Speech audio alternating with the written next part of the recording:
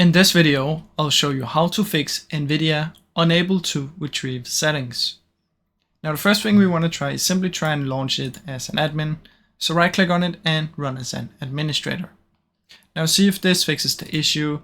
If it doesn't, what you can try is come down here and search for run, type in temp, press enter. Make sure you delete everything in here. Now if this pops up, just press this one and press skip for all of it. Again, leave this one in here, then do the exact same thing, run, but this time percentage temp percentage. Now in here what you want to do is do the exact same. Check this, skip, check this, skip, and skip. Just leave this, doesn't matter. Then after that what we want to do is come down here and search for services, find our Nvidia display container and local system container.